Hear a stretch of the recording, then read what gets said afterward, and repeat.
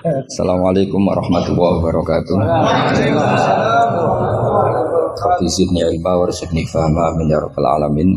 Allahumma shalli wa sallim ala sayyidina maulana Muhammadin wa ala alihi wa sahbihi ajmain amma ba'du. Ini para pengatur kiai yang semoga dimaafkan Allah. Karena ngatur kiai itu dosa itu. Jadi kalau senang kiai itu wajib, tapi kalau ngatur kiai itu dosa. Jadi semoga ini dimaafkan sama Allah.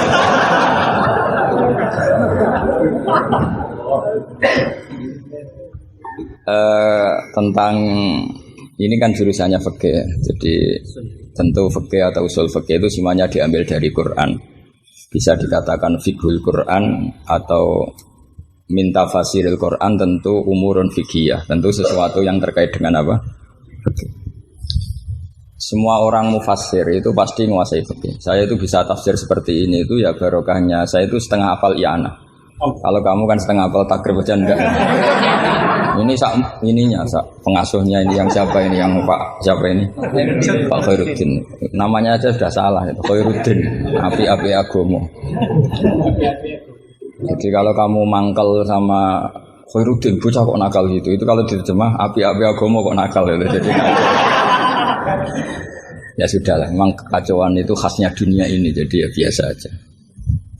Begini saya beri contoh yang ekstrim ya. Jadi cara memahami Quran atau fikih itu kalau ingin paham serius itu cari sisi ekstrimnya. Itu pasti nanti kamu akan mau tidak mau. Misalnya bayangkan kenapa harus pintar mengemudi. Bayangkan kalau tidak pintar itu kecelakaan.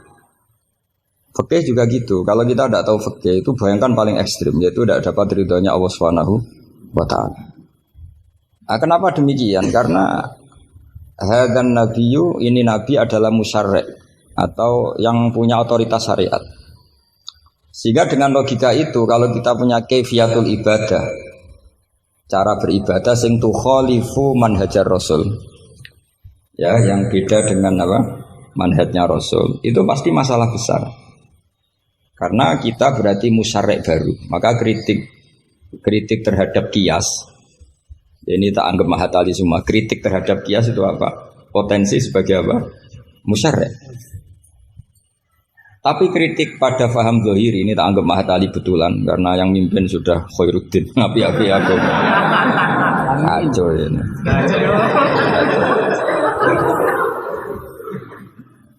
Jadi misalnya begini, sesuatu yang sama itu kadang berdasar riwayat itu ketentuannya beda. Misalnya kalau kita pakai urutan dosa akbarul kabair, satu itu al-isyrak billah, kedua adalah qatlul mu'min, ketiga adalah az-zina. Tapi kadang-kadang untuk mengisbatkan seseorang musyrik atau mengisbatkan seorang itu sebagai qatil, itu saksinya tidak sebanyak zina. Logikanya kan semakin akbar, semakin saksinya lebih banyak. Tapi kadang secara riwayat tidak. Sehingga apa yang dikatakan agama? Menurut ahli hadis, ad-din huwa riwayah. Kalau menurut ahli hadis, agama itu riwayat.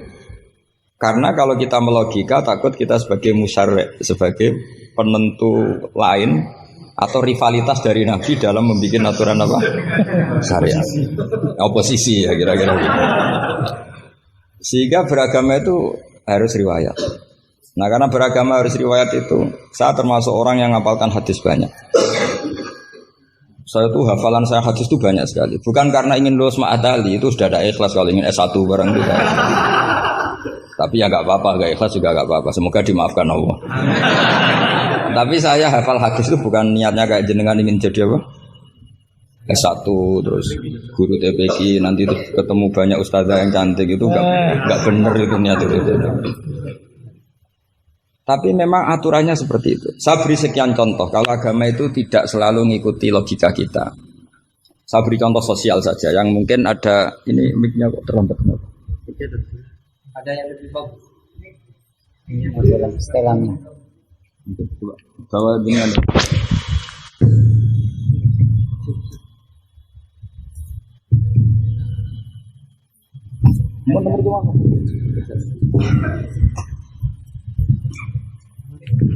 listriknya cepet.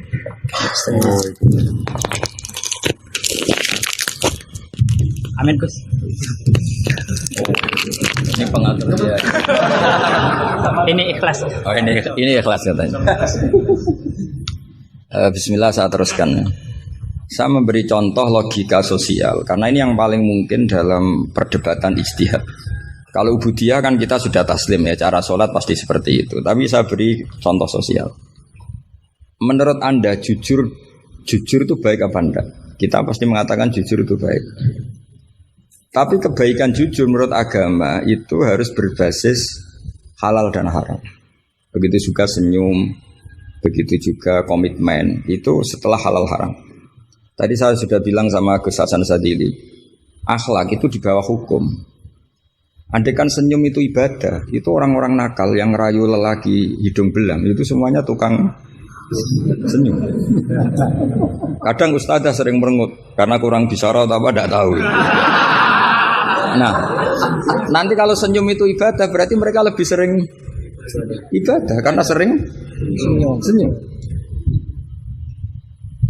Itu kalau sampean maling tidak konangan lapor ke pimpinan, mesti dianggap wah kamu bagus karena maling tidak konangan. Tapi ya bagus dalam konteks maling. Kamu judi kemudian kalah, kamu bayarkan sama yang menang. Kamu ya dipuji pejudi yang baik karena berkomitmen. Nah kita tidak pernah tahu sebetulnya kata baik itu harus berbasis syariat. Sehingga kita tidak pernah muji senyum itu baik, berkomitmen itu baik kecuali ba'da'an wa faqadzalika kullu syariat Rasulullah sallallahu alaihi wasallam. Sehingga istrinya Nabi itu diajarin syariat itu beda dengan logika. Jadi kalau mbak-mbak ini yang cantik itu sering senyum sama Ustadz ini Pak Khairuddin itu haram. Karena dia pasti GR dianggap cinta. Nah, itu kesunatannya merengut. Itu secara agama kesunatannya itu merengut. Apa bahasa Maduranya merengut tuh?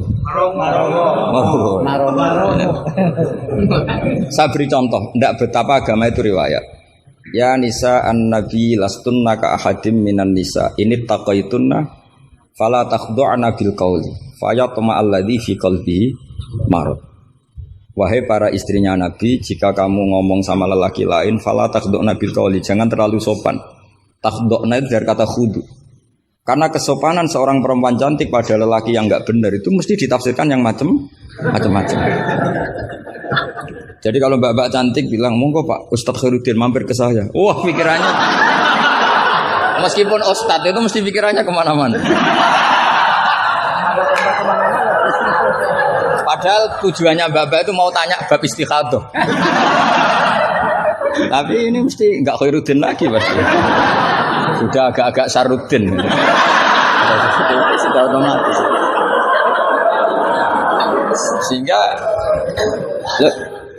Sehingga aturan Quran jelas. Kebaikan khudu, kebaikan sopan itu harus ada ukurannya. Karena takutnya faya toma alladzi fi qalbihi marad. Orang yang hatinya sakit melihat senyumnya perempuan yang niatnya sopan sekalipun ditafsirnya yang macam-macam.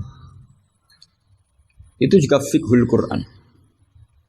Makanya basis kita adalah mengenali fikih itu halal haram dulu secara riwayat. Seorang lagi secara riwayat, jangan secara akal. Kalau selalu pakai akal mungkin kita naif. Misalnya begini. Ayam yang menurut misalnya pakar kesehatan dianggap terindikasi flu burung. Sementara bekecot yang menurut mazhab Syafi'i haram kemudian malah ditetapkan sebagai makanan bergizi. Andai kan kamu jadi mufti yang mengikuti ilmu ahli gizi atau kedokteran misalnya. Kamu mengatakan apa coba? Terus kamu sok ahli usul fikih karena mahatali baru masih seneng-senengnya dalil al-hukmu ya duruma ilatihi wujudan masih amatiran masih. Wah ini bekecot ini illatul hukmi sudah naf'u ya memberi manfaat. Yang sementara ayam itu doror karena apa? Mengandung apa? Flu burung. Wah berarti yang bekecot halal, yang ayam haram. Kalau kamu bilang gitu kan taqabbalallahu minna minkum. Bisa dicoret dari daftar dai.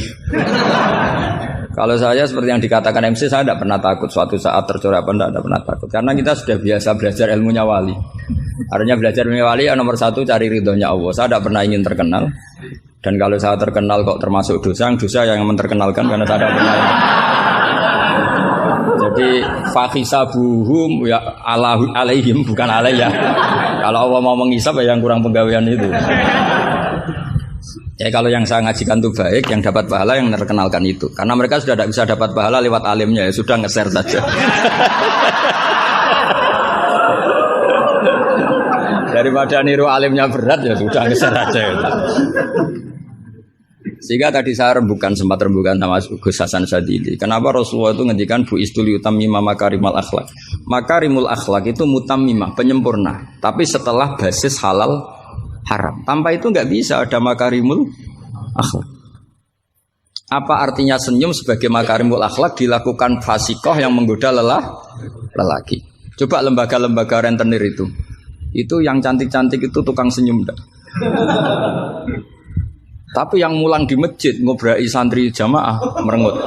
Berarti hadal ustad merengut. Padahal kata Nabi konsen senyum. Ini lembaga rentenir senyum. Terus pahalanya banyak mana? Maka ukurannya adalah halal haram itu dikawal dulu. Baru setelah sesuatu itu halal, baru senyum itu sunnah.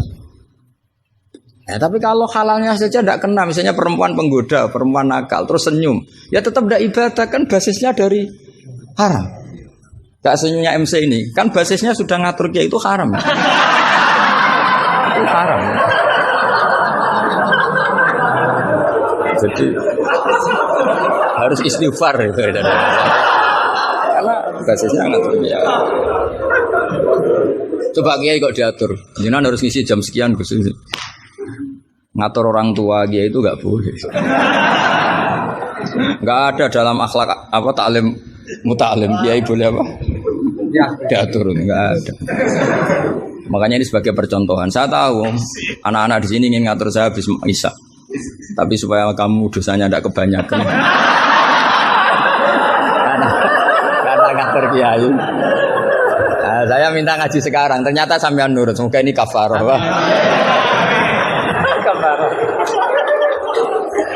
Tidak rileks saja karena khasnya ngaji santri itu rileks. Mulai dulu lama kalau ngajar tuh ya rileks.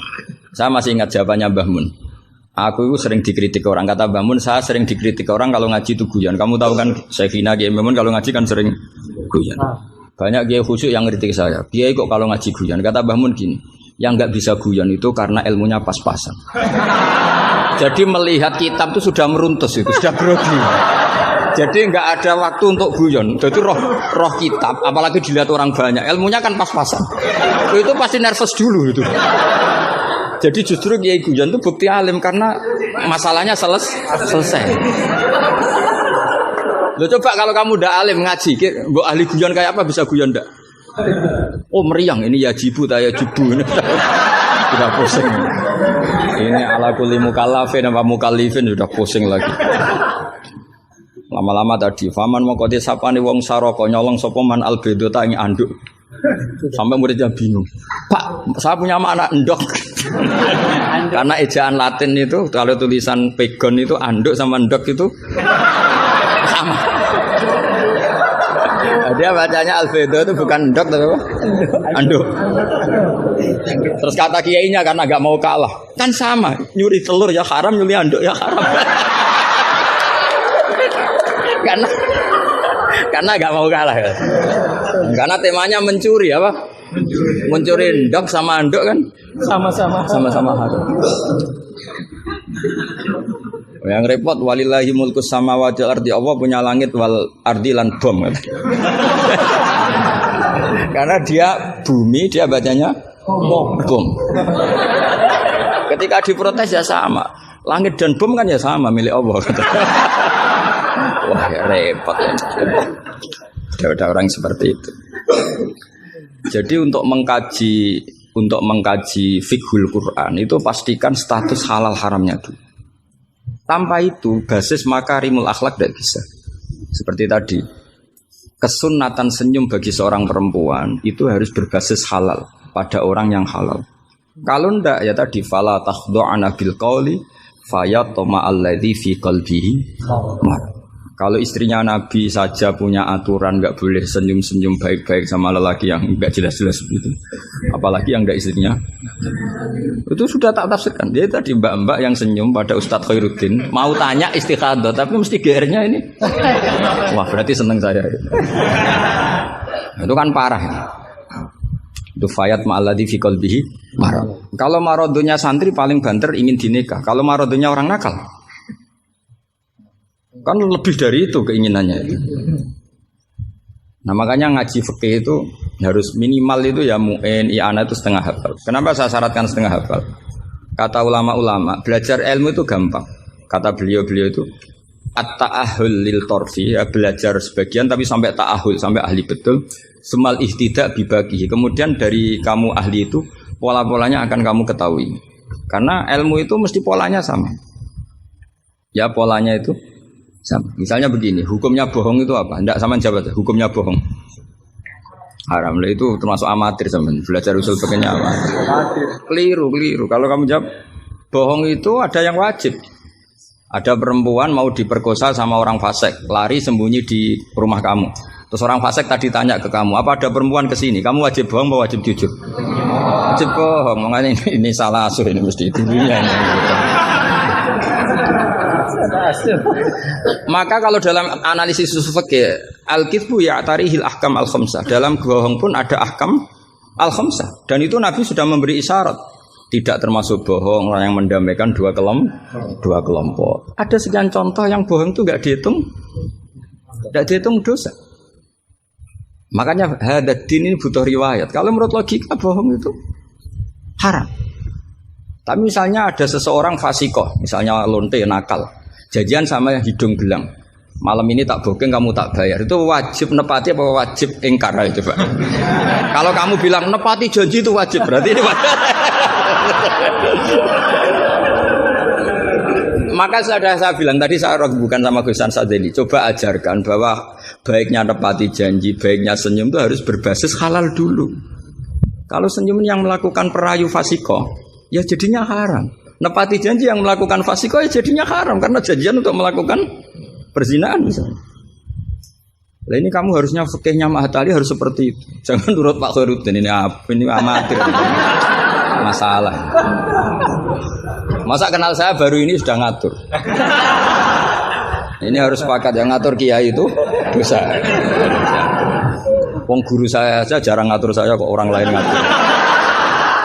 Itu Mbah Mun kalau nimbali saya mesti bahak takoki nak pas nganggur kon rene. Ini ndak ngundang tanggalnya, jamnya diatur. Semoga Allah mengampuni.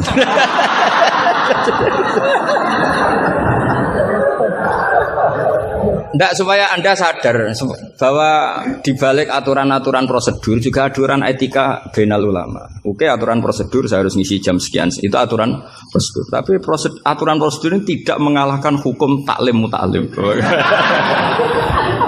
Makanya semoga ngerubah jadwal ini bagian dari kafarah ya. Amin. Saya teruskan ya. Jadi fikih itu harus Anda itu harus setengah hafal. Ya minimal takrib mu'in. Nah, barokahnya setengah hafal ini kamu punya basis. Basis, kalau basisnya kuat nanti bisa ihtidak ila bagihi. Misalnya begini. Kalau kamu maknani qasrus salat itu apa? Coba. Enggak jawab saja. Meskipun amatir jawab saja. Qasrus salat. Apa gurunya yang tak tanya? Nanti kalau enggak tahu malu kan. Ya kalau murid enggak benar kan pantas. Meskipun nanti enggak benar saya nyalakan gurunya juga. Coba jawab, qasrus salat itu apa coba? Loh iya, maksudnya gimana? Dari 4 menjadi 2. Kalau dari 3? Enggak kan? Dari 2 enggak bisa. Itu pengetahuan standar ya. Pengetahuan standar. Amatir masalah. Tapi cukup lah. Cukup untuk ngelamar anak Pak Kaji itu sudah. Tapi sebetulnya ada qasrus salat yang makna lain, yaitu minal wujub ila tarkil wujub, atau minal haram menjadi tidak haram, atau minal ibtal atau mubtilat menjadi tidak mubtilat.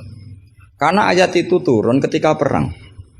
Wa idza darabtum fil ardi falaysa 'alaikum junahun an taqsuru minas shalat. Itu ulama tafsir itu ijma dan ini Anda pasti tidak tahu. Karena gurunya aja belum tahu ini. Itu sebetulnya ayat itu bukan turun tentang rubaiyah menjadi sunaiyah. Tapi tentang hamlud dam fi shalat itu enggak boleh. Tapi gara-gara perang menjadi boleh. Bergerak salah suharokatin mutawaliyatin normalnya enggak boleh, gara-gara perang menjadi boleh. Maka di situ maknanya qasrus salat adalah minal wujub menjadi tidak wujub, minal ibtal menjadi tidak ibtal. Tapi kan kita kan dari dulu belajarnya amatiran gini. Jadi ya sudah qasrus salat pokoknya papat jadi 2. Itu sudah pinter sudah pinter. Makanya di antara terusannya ayat itu kamu harus membawa pedang. Karena padahal membawa pedang ini kadang mulat toh bidam, pedang ini penuh dengan darah. Jadi antak suruh minas sholat tentu makna pokoknya seperti tadi 4 menjadi 2. Tapi ada makna yang justru dibawa oleh sejarah ayat itu sendiri, yaitu normalnya orang sholat tidak bawa darah tapi ditoleransi saat perang. Nggak boleh gerak, ditoleransi saat perang. Misalnya sholat, istiqbalul kiblat wajib tidak? Wajib. Tapi fi syiddatil khaufi wajib tidak? Tidak. Nah, itu ya qasru sholat namanya. Jadi qasru maknanya mencendak, memperpendek dari syarat misalnya 100 atau 10 menjadi tinggal 4. Jadi qasru itu misalnya syara itu sihati sholat 10 gara-gara syiddatul khauf menjadi 4. La minas asroh ilal arba'ah ini juga qasru. Paham tak ya? Enggak, kalau ilmu yang kelas tinggi nerangkan ustadznya. Nanti muridnya tanya ustadz. Jadi artinya apa? Kamu bisa memahami gitu tuh kalau mutabakhir bil arabiyah. Karena dari awal maknanya qasru itu nyendak. Nyendak itu bisa tadi dari syarat 10 menjadi 4. Itu juga qasru. Coba dalam sholat siddatil khaufi yang dikurting berapa coba? Yang didiskon. Bisa gerak lebih dari 3 kali. Boleh hamlun najasah yaitu hamlut dam. Boleh tidak istiqbalul kiblat. Bahkan mungkin boleh ngomong dengan kadar yang penting untuk keselamatan orang Islam. Misalnya ada orang Abu Jahal mau bunuh Ustaz Khairuddin, kan bahaya bagi agama ini. Kalau Khairuddinnya meninggal, terus kamu bilang, ya Ustaz, memperingatkan dia supaya tidak dibunuh. Nah, kalam seperti ini juga tidak membatalkan sholat, karena tidak dianggap ajnabi. Meskipun ini sangat mufhim, bukan sekedar karena beberapa kalimat. Nah seperti ini itu namanya juga qasrus sholat. Tapi kita kadang-kadang terjebak. Qasrus sholat itu maknanya ya dari rubaiyah menjadi sunahnya. Tapi kalau kamu nanti ngaji tafsir, ya maksudnya yang sekelas ini ya jangan hanya tafsir Jalalain, itu nggak ada. Nanti kamu protes, Gus Pak sudah tak cari di Jalalain nggak ada. Ya mesti nggak ada. Ya minimal ya tafsir yang 10 jilid. Yang belinya saja sudah susah apalagi bacanya.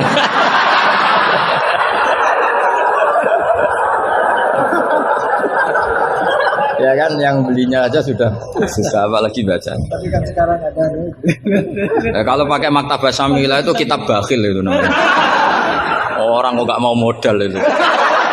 Beli HP 3 juta mau, pas mau beli kitab hanya pakai Maktabah Syamilah. Itu berapa harganya? 20.000. Itu kriminal menurut saya itu. Untuk calon ulama itu masalah. Karena kalau tradisinya ulama kan baca kitab, ditakriri, dibandingkan, terus dimuqabalah. Karena kalau kutub Maktabah Syamilah mau kamu takriri gimana? Apalagi nyuwun sewu kalau ada tahrif atau apa kita ada ikut tanggung. Saya itu punya kitab Ihya itu kalau enggak 5-6 dari beberapa percetakan yang beda. Karena takut kadang tahrif. Apa? Tahrif itu potensinya begini. Makanya saya sarankan kalau Anda ingin mengkaji tafsir itu minimal i'anah itu setengah hafal. Karena dari hafal, kenapa saya milih i'anah? Karena qoribu ahdin bina, dekat sekali dengan kita. Misalnya sanad saya, Mbah Mun, Mbah Karim, Mbah Hashim pernah ngaji Syekh Mahfud Termas ngaji Sayyid Abi Bakar Sato, Sohibul i'anah. Kalau saya sanad dari keluarga saya, malah mbah saya kandung, itu pernah ketemu sama Sayyid Abi Bakar Sato, pernah ngaji. Kalau sanad guru memang saya harus muter sampai 5. Di sebelah kiri juga sama. Mbahnya istri saya namanya Mbah Murtado sama mbahnya Mas Kamil itu pernah ngaji Sayyid Abi Bakar Sato. Sama saya tak cerita. Misalnya begini, ada kitab itu membuang la, dengarin ya, membuang la.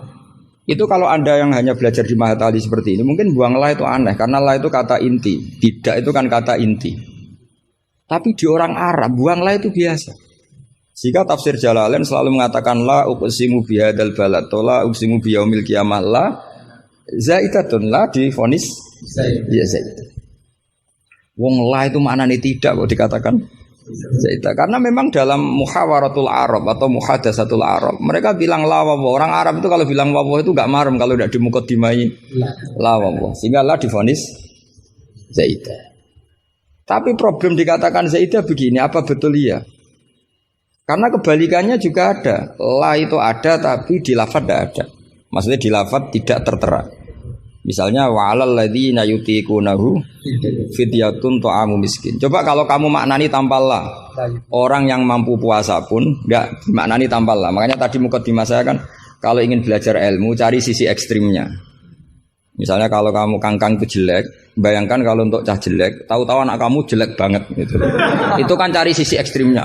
Itu kan tahu-tahu anak kamu nyesal punya bapak dan ibu kamu. Karena supaya pesek keriting, bojomu ya pesek keriting, terus anakmu kayak orang Afrika. Nak lanang rapo terus wedok. Itu kan kamu ikut dosa. Karena membuat generasi yang enggak laku rabi gara-gara salah. Ikut dosa. Makanya sebetulnya kalau nuruti logika cawe wedok untuk cah lanang elek agak sunat karena nolong merubah. Agak sunat sebenarnya. Tapi bisa saja cowoknya ini yang haram karena memperburuk. Karena biasanya kalau yang sahabatnya besar itu yang jadi. Karena yang wedok cantik, yang lanang jelek kan yang semangat yang lanang. Biasanya anaknya mirip bapaknya. Nah, itu masalah kan enggak. Itu kalau menurut di fikih itu logika. Tapi fikih kan enggak logika juga apa? Riwayat. Saya teruskan ya. Kalau Anda tahu di fikih yang boleh fidyah itu kan az-zamin orang yang lumpuh atau asy-syekh. Asy-syekh sing ma'rad sing la yurja buruhu. Saya ulang lagi, kalau kita ngelotok fikih yang boleh bayar fidyah itu siapa? Orang yang sudah lumpuh atau syekh orang tua yang enggak mungkin sembuh lagi, maka dia dianggap enggak mampu puasa diganti fidyah. Karena ada kepastian fikih demikian sehingga ketika kita baca ayat wa'alal ladzina yutiqunahu tetap kita baca la yutiqunahu. Kenapa kita tahu itu? Karena basis fikih kita cukup. Meskipun tidak ada la tapi basis kita mengarah ke la. Berarti yang menentukan kamu alim itu basis fikih apa basis lughat? Basis fikih. Kebetulan secara lughat disahkan. Apa bukti disahkan secara lughat? Ada kalimat biasa yang tidak ahkam syariah tapi buanglah. Tawahi tafta'u tazkuru Yusuf ela tafta'u tazkuru Yusuf. Ketika Nabi Yakub sampai setengah buta, kata anak-anaknya, "Sudahlah bah, kamu itu terlalu selalu ingat Yusuf."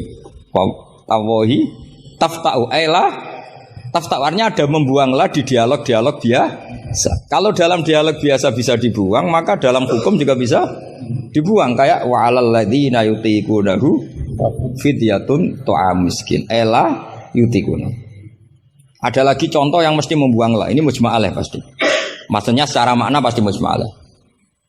Mungkin ada yang mengkaji fikul Quran. Ada ayat di bab kalalah itu yastaftuna qulillahu yuftikum fil kalala ini mruun halaka laysa lahu waladu wa lahu ukhtun falaha nisuma tarok sampai seterusnya terus ditutup apa yubayyinu wallahu lakum an tadillu. Coba maknani tanpa la. Oh sesat semua. Cara sekretaris tadi sudah di X semua. Coba kalau maknani tanpa la. Yubayyinu nerangaken sapa Allah memberi penjelasan an tadillu supaya kamu sesat. Betapa bodohnya kita. Itu jelas menyimpan la dan mujma'alah enggak mungkin kamu maknani tanpa la. Karena kalau tanpa la maknanya Allah memberi penjelasan agar kamu. Itu mbok guru paling goblok pun enggak akan segoblok itu gitu. Akhirnya tafsir Jalalain ya urun, biasanya urun itu urun rembuk.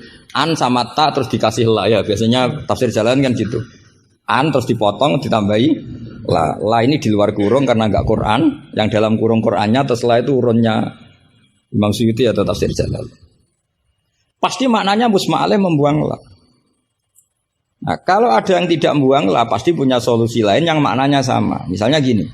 Kalau kamu belajar nahwu, Saya ulang lagi, kalau kamu belajar nahwu alfiyah lah.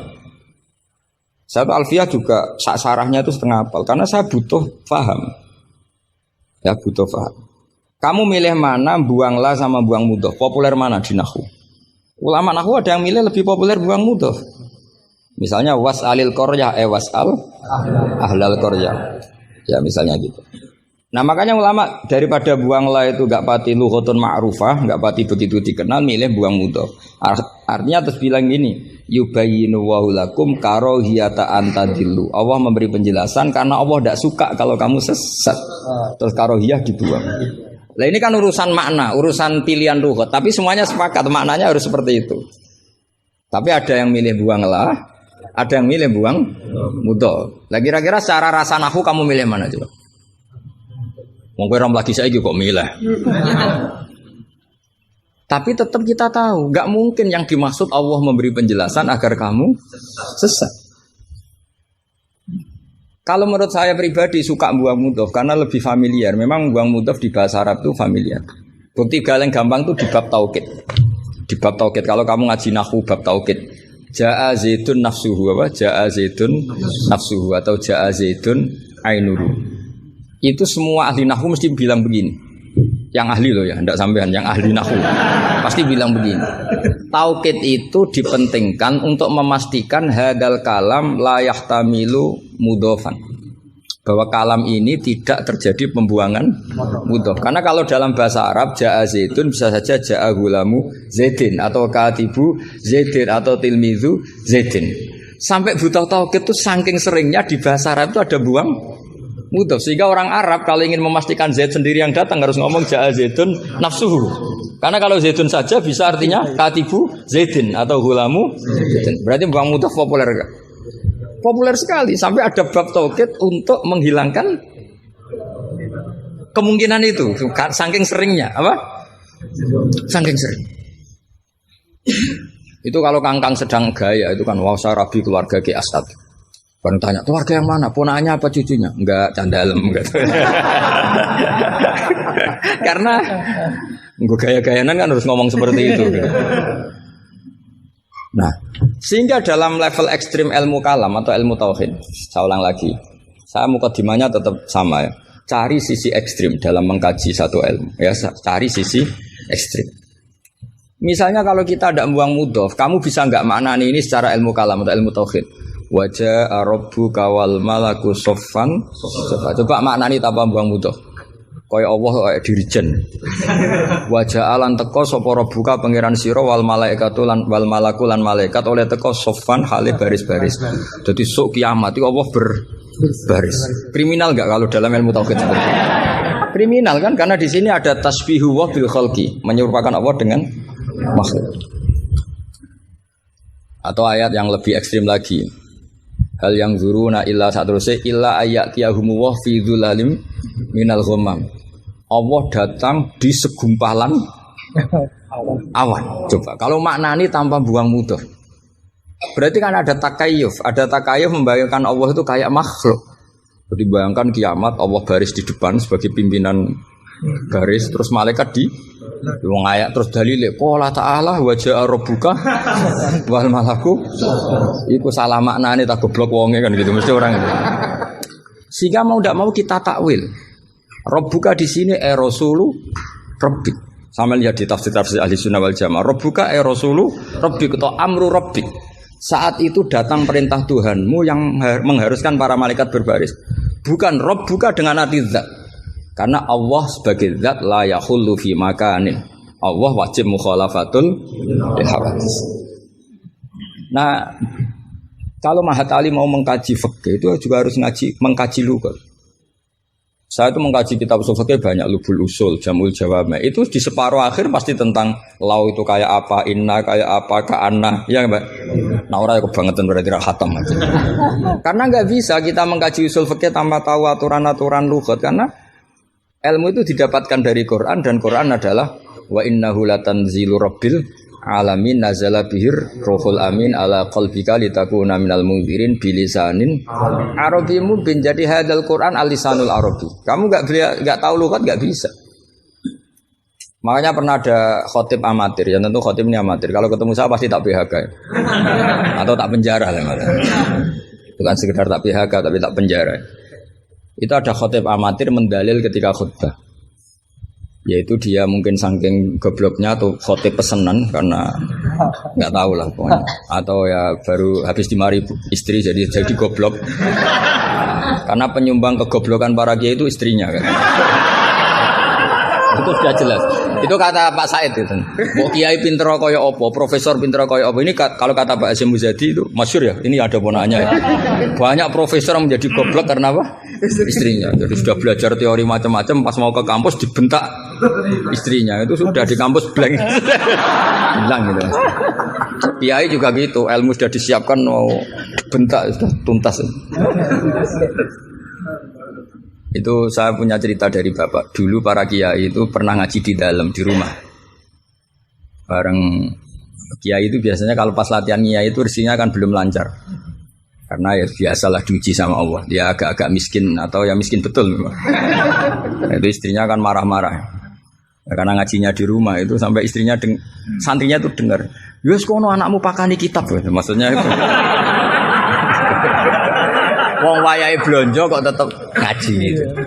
Akhirnya terus kiainya bilang, "Wis ngaji ning pondok, ngaji ning pondok." Jadi kiai ngaji di pondok itu karena tragedi itu awal. Itu awal peralihan dari rumah ke pondok. Semenjak itu kayak jadi mujma'alah kalau ngaji di pondok saja. Ya, karena itu tegangannya lebih aman. Jadi kalau ada kiai kok berani ngaji di rumah jam belanja, wah. Kalau habis sisa enggak keren. Karena istri sudah mandi, sudah aman semua. 6:30 pagi. Jadi kalau ada kiai berani ngajar di rumah jam-jam belanja itu tak puji. Apalagi berani di istri kedua, oh tambah hebat. Tambah hebat. Ya. Ada yang berani? Ada. Terus nggak ada masalah? Apa ada masalah disembunyikan? Banyak pasti banyak. Saya teruskan. Di sini ada yang hafal Quran santri kamu? Ada. Gurunya hafal enggak? Nah, itu masalah bid'ah itu termasuk. Muridnya hafal, gurunya enggak. Si khotib tadi dalil begini. Wala tangkihul musyrikati hatta yu'min. Yaitu tentu nakah itu hanya muta'addi 5 fulin wahid. Ya saya ulang lagi, nakah itu muta'addi 5 fulin wahid yang binafsihi ya. Yang apa? Binafsihi. Kamu harus belajar nahwu. Saya bisa tafsir seperti ini ya barokahnya saya pernah nakriri alfiyah, saya pernah. Sampai sekarang saya itu masih belajar ilal. Kamu jangan kira saya sampai sekarang masih belajar ilal. Karena saya tahu ilmu ini sudah mau mati. Karena yang Mahatali aja tidak mesti bisa, apalagi yang enggak. Padahal maknanya Mahatali itu apa? Kelas tinggi. Buat tinggi bingungnya, buat ilmunya ada tahu. Al-ali fitahayyur au fil apa ada tahu. Alinya kan kalau dalam ilmu balaghah kalau makmul dibuang itu umum, jadi nggak jelas al-alifi apa kan nggak jelas, karena makmulnya dibuang. Jadi ini bukan saya nggak jelas, memang salah ilmu balaghah gitu. Kalau makmul dibuang itu umum. Jadi harusnya sampean tanya, Pak ini ali apanya Pak? Ali ilmunya apa ali? Karena tadi kadang santri itu nggak berani boyong. Saya pernah punya cerita unik dari Mbah Mun. Kiai itu latihan, jadi kiai itu latihan. Kata Mbah Mun gini, saya itu pernah husnudzon sama santri yang kalau pereinan itu tidak pulang. Itu Mbah Mun anyaran kiai itu dipuji, wong pereinan kok tidak pulang, berarti capek, sergep itu. Tapi Mbah Mun itu betapa kecewanya ketika santri itu dipanggil, "Cung, pereinan kok tidak pulang kenapa?" Nak ning omah kan ngarit, Mbah.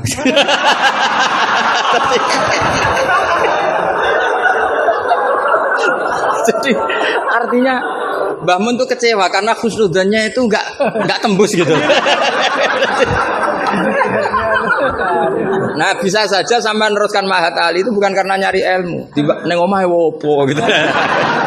Jadi khusnudzon itu ya kalau keterusan itu ya jadi goblok gitu. Saya enggak tahu, coba niat kamu Mahatali itu nyari ilmu apa daripada di rumah enggak jelas. Enggak usah dijawab itu, sudah juga. Sudah dijawab. Ya wala tangkihul musyrikati hatta yu'min. Terus wala amatum mu'minatun khairum min musyrikati walau ajabatkum. Karena depannya wala tangkihu, berarti maknanya kan gini. Wala tangkihu lan aja nikahi sira kabeh ayyuhal mukminun karena khitabun lil jam'il mudzakkar ya khitabun lil jam'il mudzakkar al musyrikati ing pira-pira wedok musyrikah perempuan musyrikah. Nah karena depannya bi fathita, saya ulang lagi karena depannya bi fathita. Ayat yang kedua atau alinea kedua ya, alinea kedua atau qadhiyah kedua itu tetap dibaca wala tangkihul musyrikina hatta yu'minu. Tetap dibaca wala tangkihu. Itu sehingga orang Arabia nggak hafal Quran tapi dia malakah bil Arabia. Saya ulang lagi dia ada ahli Quran tapi malakah bil Arabia karena dia dzauqus salim al-urbul khulsu, dia orang Arab asli yang belum tercampuri oleh mu'arrab oleh Arab-Arab palsu. Tidak Arab muwalladin kalau dalam bahasa balaghah. Terus bilang gini, ya khotib katanya Pak Khotib, apa betul itu Quran? Kalau itu betul Quran saya kecewa dengan Quran kata. Karena maknanya menjadi gini. Wala tangkihulan ojo nikahi sira kabeh para mukmin lelaki karena khitabun jamil mudzakkar al musyrikina ing lanangan musyrik. Yang mau nikah sama lelaki musyrik itu ya siapa gitu. Mbok ndak usah dilarang ya ndak akan kita lakukan gitu. Mas, artinya gini kan menjadi tidak mutu kan misalnya saya ngandani jenengan Dong Kang, ini kan kalau di sini bahasa Madura Kang ya Kang sama. Kang kowe aja nikah mbek Pak Khairuddin. Loh, enggak usah dilarang juga enggak akan kamu lakukan. Bisa muta-muta kamu kalau nikah sama lelaki kan gitu. Tapi kalau dibaca bi fathita maknanya seperti itu. Kalau bi fathita maknanya seperti itu. Maka semua ulama qurra ijma, saya ulang lagi ijma bacanya bidhammit ta apa? Sehingga maknanya gini, wala tungkihu lan ojo nekahno sira kabeh para wali, terus maf'ul awalnya dibuang banatikum ing pira-pira anak wedok sira kabeh atau mauliyatakum ing wong wedok sing mbok waleni sira kabeh. Jadi hadhil ayat khitabun lil auliya wala tungkihu ayyuhal auliya wala tungkihu lan aja nikahno sira kabeh para wali banatikum ing pira-pira anak wedon sira kabeh mbok nikahno al musyrikin ing lanangan musyrik. Itu baru benar. Kebetulan di Jumatan itu ada orang alim. Ya orang alim itu bisa saya, bisa Pak Khairuddin. Tapi andaikan di polling pasti orang milih saya. Maksudnya sementara ini, tapi nanti nggak tahu saya. Kalau dia sregep terus nyalip saya nggak tahu. Tapi itu agak mokhal lah itu. Agak mokhal. Ya setidaknya mokhal adatan, bukan mokhal yang. Ya, mokhal ya. Mokhal kan. Mokhal adatan ya, bukan mokhal yang kotan tapi mokhal apa? Adatan. Ya, bukan mokhal aklan ya. Terus ada kiai bilang gini, ndak itu yang salah ndak Qurannya, khotibnya. Itu semua Quran bacanya bidomit. Maka kalau sampean mengkaji Quran itu harus seperti ini, cari sisi ekstrimnya. Betapa fatalnya kalau kita salah harokat. Tapi dengan membayangkan gitu kan apa salah harokat kan buruk betul gitu karena maknanya jadi parah ya, bisa berubah. Sehingga kita lah, tapi karena orang kadang wala tangihu itu bi fathita terus belakangnya ikut dibaca wala tangihu. Coba kalau kena adzauqus salim minal urbil khulsi, orang Arab yang masih murni itu iskal betul karena maknanya menjadi dan jangan kalian menikah sama lelaki musyrik. Gak ada usah dilarang ya gak akan terjadi. Nah terus kembali lagi ke fikih. Jadi pastikan fikih dulu. Nah kalau fikih sudah dipastikan, kamu baru tahu tentang lughatul Arabi atau istimalul Arabi atau al-lughatul Arabiyah. Tapi saya bahasakan lisanul Arabi. Saya beri contoh terakhir. Ini kan kebetulan tidak dibatasi. Yang saya dibatasi saja mau mengakhiri ini. Saya biasanya kalau ngisi ya 35 menit. Ini tinggal 5 menit. Ini terserah ustadznya, ada sesi tanya apa enggak. Kalau ada sesi tanya, resikonya yang goblok kita goblokin. Itu resikonya. Kedua, gurunya ra tanggung jawab. Nganti takok ngenteni ngundang kiai. Karena gurunya nakalan, belum dicucuk, belum dihormati, tapi kalau ada muskil nyewa kiai. Itu minsui adabi itu. Pasti guru yang enggak baik.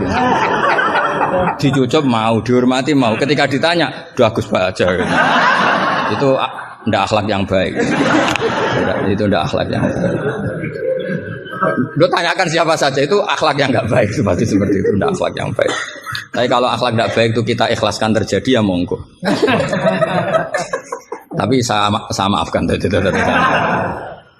Begini misalnya, pastikan bahwa hukum fikih ini kan apa? jurusan kamu kan fikih wa usulih. Dan katanya tadi fikih tafsir. Saya pastikan tafsir itu gampang. Pastikan kamu tuh alim fikih. Ya tadi minimal tuh setengah hafal ya. Tidak harus hafal betul, tidak mungkin. Nah, potongan sampean itu tidak mungkin. Setengah saja. Ini bukan sultan, bukan sul yakin. Bukan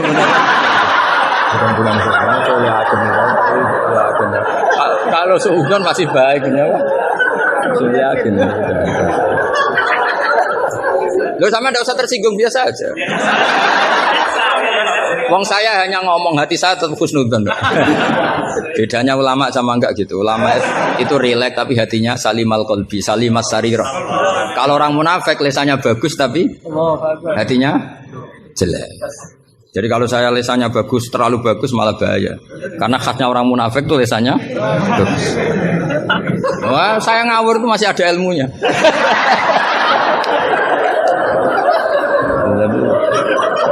Saya ngawur sama kamu tidak ngawur itu masih benar saya ngawur. Karena ngawur pun ada apa? Ada ilmu. Itu dulu Rasulullah itu kalau sedang sumpek itu yang sekelilingnya nyari sahabat yang setengah ngawur-ngawur itu.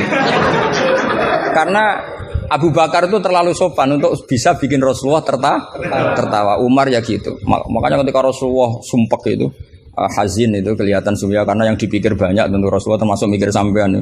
Nglebahan swarga sampean yo angel. Karena kuota amalnya tidak cukup. Sampai Rasulullah nangis-nangis minta hak syafaat. Kalau Nabi mikir diri sendiri sudah selesai mulai dulu. Langsung masuk surga di depan. Yang agak ribet kan karena mikir nyafaati sampean-sampean itu. Kalau nyafaati saya agak ribet karena orang hafal Quran sudah dapat porsi sudah. Jadi sudah enggak mati ribet. Yang ribet ini coba sampean atas nama apa coba? Kalau Habib Husain kan atas nama cucunya. Kalau Ustadz Khairuddin atas nama ustadznya. Kalau Mbak atas nama kaum lemah. Kalau sampean coba. Coba atas nama apa tuh? Ustadz Afin ya, sudah diikutkan partai lemah aja ya.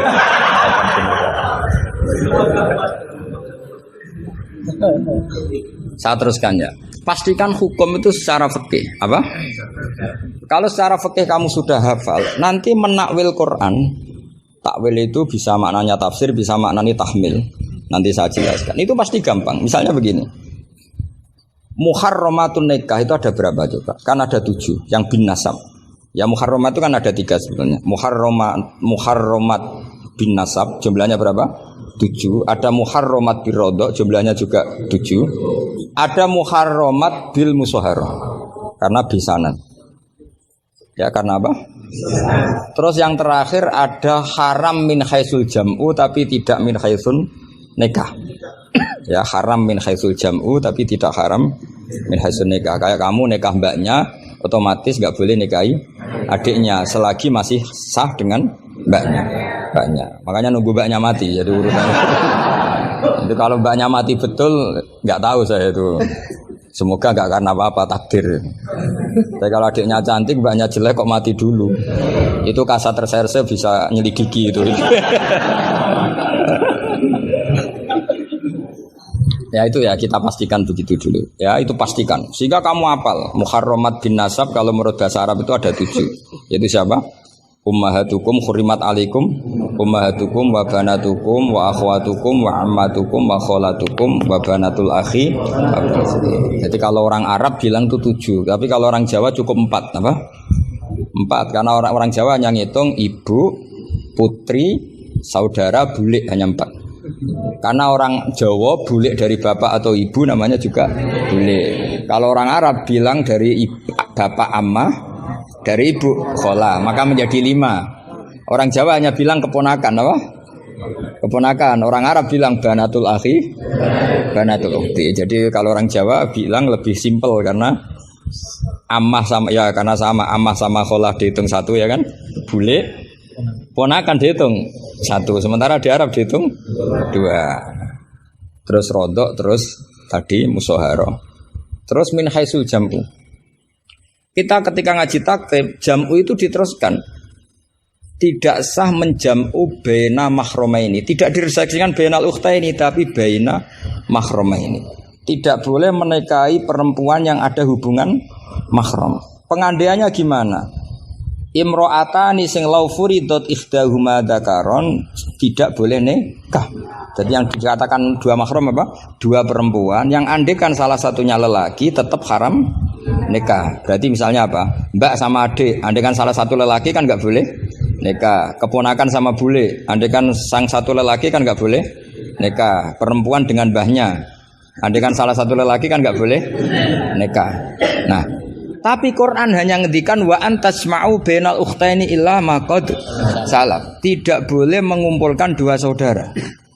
Andai kan Anda terjebak tekstualistik, maka Anda hanya mengharamkan jam'u bainal ukhtain.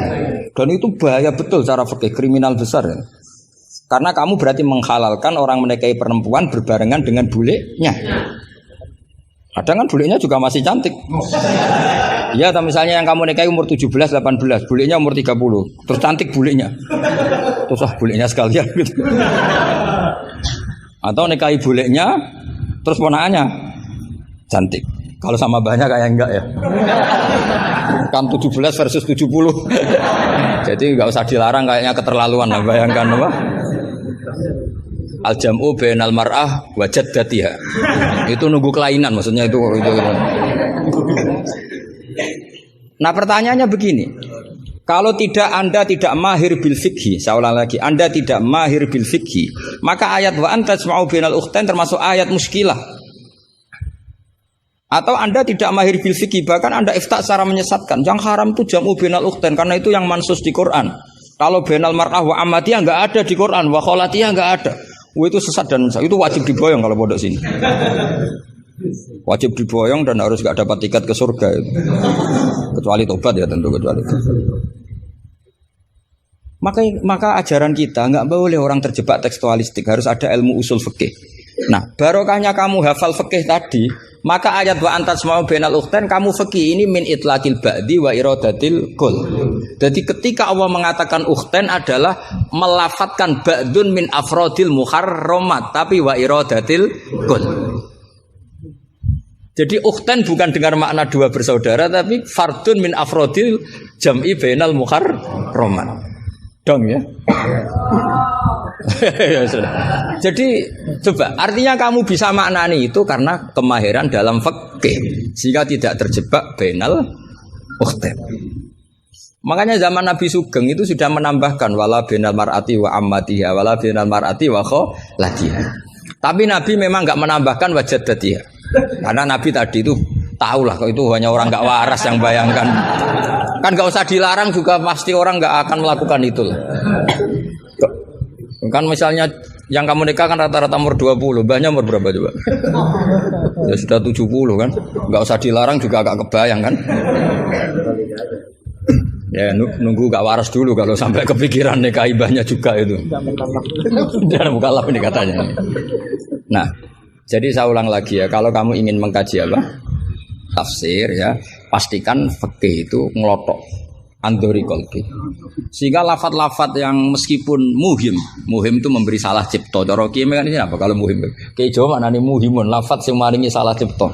Lafat yang zahirnya itu memberi salah paham. Muhim itu dulu. Ya kayak tadi loh, wa antasma'u bainal ukhtain kan hadil ayat tuhimu seakan-akan yang haram itu hanya jam'u bainal ukhtain. Itu apa kalau bahasa Madura? Apa? Itu bahasa Indonesia, enggak bahasa.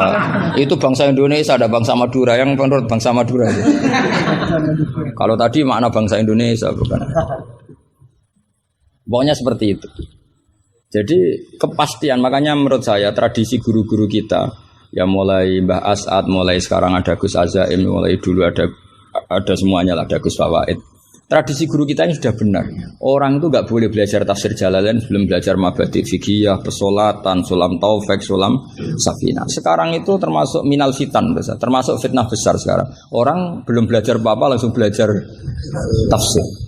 Saya ini kecelok ahli tafsir, tapi belum pernah saya baca tafsir secara masif. Saya tiap mengajar tafsir pasti ngajar fikih.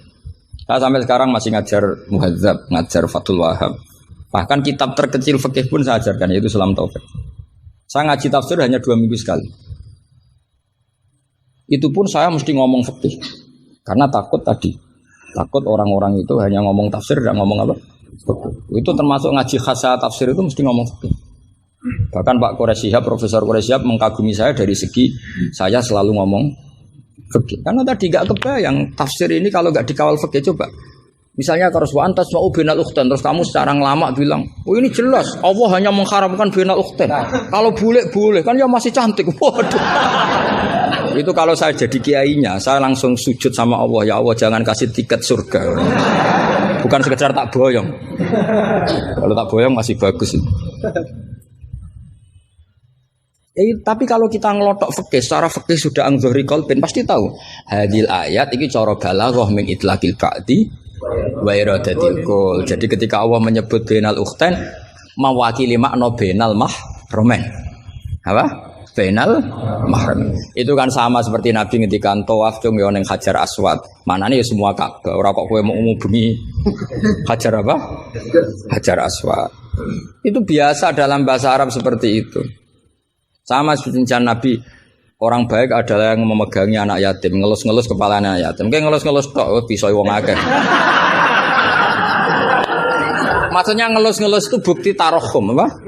Sayang lah, sayang itu dibuktikan dengan memberi kebutuhannya. Jadi ngelus-ngelus itu ya sambil ngasih 50.000 atau ngelus-ngelus tok ya repot.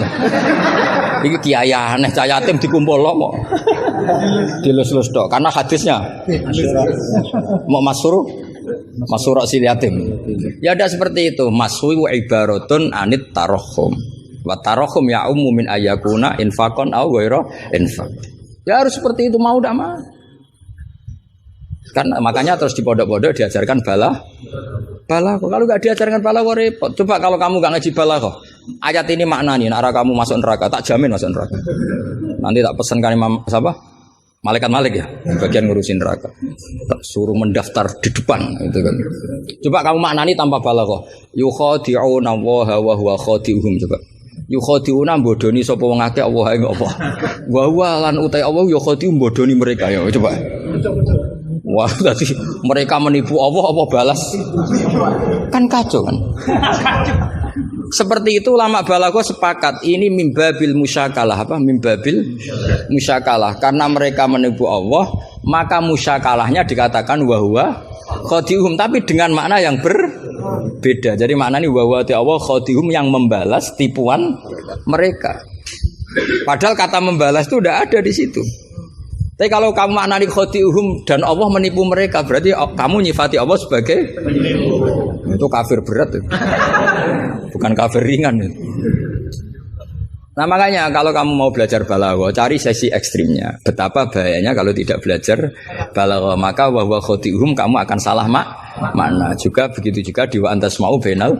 Jadi kembali ke depan bahwa kita kalau mau mengkaji ilmu itu cari sisi ekstrimnya. Supaya kamu tahu betapa bahayanya kalau tidak menguasai ilmu itu. Pasti apa fasuilu fa'aftu bi ghairi ilmin fadallu wa. Ya sekian, assalamualaikum warahmatullahi wabarakatuh.